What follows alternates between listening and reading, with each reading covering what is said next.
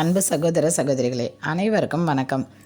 1/11/2025 சனிக்கிழமை. நாளை ஏகாதசி விரத நாளாகும்.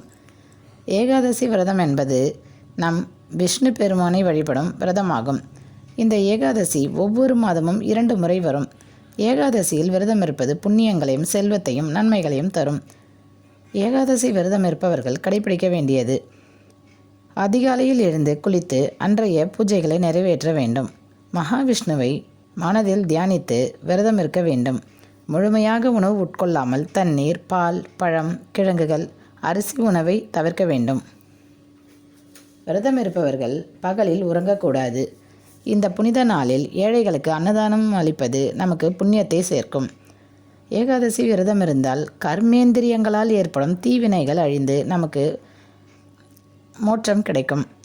ஏகாதசி திதி விஷ்ணு பகவானுக்கு மிகவும் உகந்தது. எனவே இந்த நாளில் விரதம் இருந்தால் பெருமாளின் அருள் நமக்கு முழுமையாக கிடைக்கும். ஏகாதசி விரதத்தன்று சொல்ல வேண்டிய மந்திரம்: ஹரே கிருஷ்ண ஹரே கிருஷ்ண கிருஷ்ண கிருஷ்ண ஹரே ஹரே, ஹரே ராம ராம ராம ஹரே ஹரே.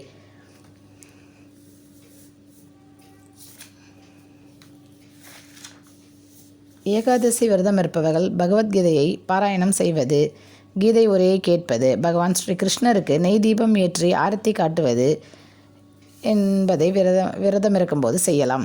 அமாவாசையிலிருந்து 11வது நாளையும் பௌர்ணமியிலிருந்து வரும் 11வது நாளையும் குறிக்கும் ஏகாதசி விரதத்தின் மிக முக்கிய அங்கம் அரிசி உணவை தவிர்ப்பது ஆகும். ஏகாதசி விரதம் இருக்கும் நாளில் பகவானின் நாமத்தை சொல்லி அவரை நினைத்து விரதம் இருந்தால் நமக்கு சகல ஐஸ்வர்யங்களும் கிடைக்கும்.